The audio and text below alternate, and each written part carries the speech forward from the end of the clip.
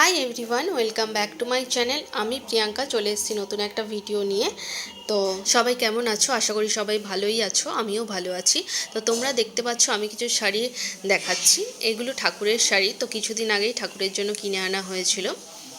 আমাদের বামনে মোড়ের সামনে যে বড় ঠাকুরের মন্দিরটা আছে সেই ঠাকুরেরই রাজ ঠাকুরের বাৎসরিক পুজো হয়। নতুন বছরের প্রথম শনিবার, যে শনিবারটা পড়ে ওই দিনই বাৎসরিক পুজোটা হয়।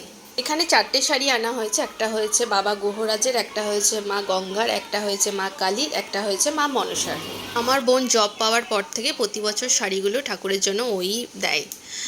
তারপরে চলে গেছিলাম ঠাকুরের কিছু মানে গলার কানের এই সব কেনার জন্য। তো গেছিলাম একটা বামন মোড়ের স্টেশনারি দোকানে। তো দোকানে গিয়ে দেখলাম অনেক রকমের কালেকশন বার করে দিয়েছে। তো এই দোকানে তোমরা যদি আসতে চাও, একদম বামনে মোড়ের সামনে, তো খুব ভালো ভালো কালেকশন রাখে, সব রকমের জিনিস রাখে, একদম রিজনেবল প্রাইস। ভাইটাও খুব ভীষণ ভালো। তো বলছিল ওর দোকানের একটা ভিডিও করে নিতে, তো তাই জন্য আমি ভিডিওটা করেছিলাম। শেষমেশ অনেক কালেকশন দেখার পরে আমাদের এই 4টে জুয়েলারি পছন্দ হয়েছে। তো আমরা এই 4টেই নিয়েছিলাম। যেহেতু কালকেরই পুজো, তাই জন্য যথারীতি নিয়ম অনুযায়ী প্রতি বছর যেরকম পুরনো ঠাকুর বিসর্জন হয়ে নতুন ঠাকুরই আনা হয়েছে।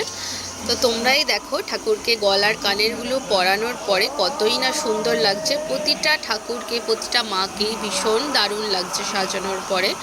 তো ফুল লুক এখনোই কমপ্লিট হয়নি, এখনও নাকের নলদ, তারপরে অনেক কিছুই বাকি আছে সাজানো, যেটা কালকের ফুল লুকটা কমপ্লিট হবে দেখতে, তাহলে আরও সুন্দর লাগবে। খুবই জাগ্রত মন্দির এটা। তো কাল সন্ধেই পুজো। তোমরা যদি আসতে চাও, কেউ এখানে পুজো দিতে আসতে পারো। তো আমার ভিডিও যদি সবার ভালো লেগে থাকে তো একটা লাইক, কমেন্ট আর শেয়ার অবশ্যই করে দেবেন।